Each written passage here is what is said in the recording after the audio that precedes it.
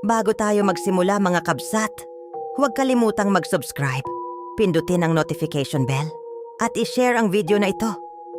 Dahil dito lang sa Sindak sa Dilim PH, dinadala namin kayo sa mga lugar na hanggang ngayon ay may mga kwentong kinatatakutan pa rin ng mga tao.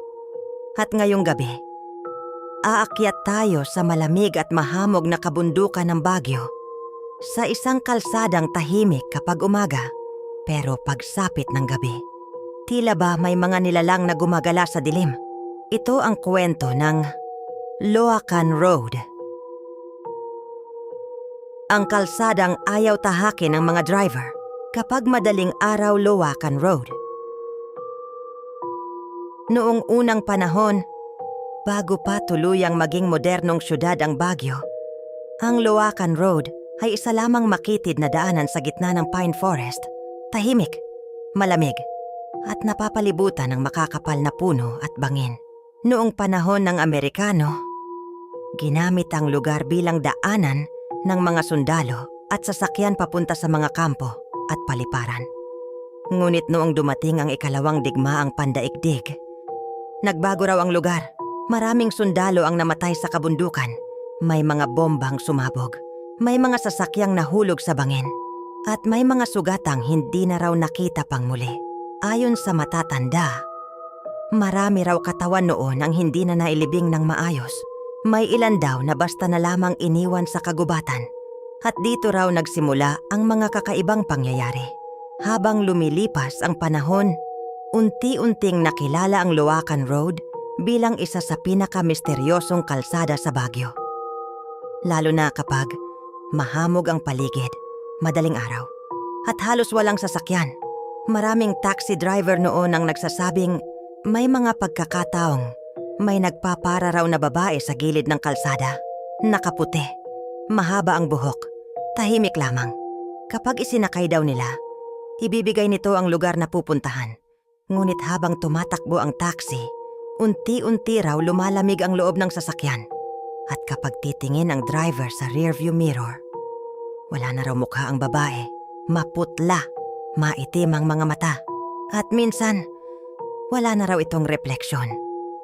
May ilan pang driver na nagsasabing bigla na lamang nawawala ang pasahero bago makarating sa destinasyon. At ang mas nakakatakot, kapag tiningnan nila ang upuan, basa raw ito ng putik na tila galing sa sementeryo. Ngunit ang pinakakinatatakutang kwento sa Loacan Road ay nangyari raw noong taong 2004. May isang truck driver na biyaheng madaling araw mula La Trinidad. Sanay na raw ito sa mga bundok at fog. Wala raw siyang kinatatakutan. Bandang 3:00 ng madaling araw, habang bumabaybay siya sa Loacan Road, biglang lumapot ang fog. Halos wala na siyang makita. At maya-maya, may napansin siyang babae sa gitna ng kalsada. Nakatayo lamang, nakaputi. Mahaba ang buhok, hindi gumagalaw. Huminto ang truck driver at binusinahan ito. Ngunit hindi pa rin gumalaw ang babae. Dahan-dahan siyang bumaba ng truck. At habang papalapit, napansin niyang tila basa ng dugo ang puting damit nito. At nang ilang hakbang na lamang ang layo niya, unti-unting nagtaas ng ulo ang babae. Ayon sa driver, wala raw itong mukha. Parang nabubulok na laman lamang. At ang bibig nito, sobrang laki na tila hindi pang tao. Bigla raw lumakas ang hangin.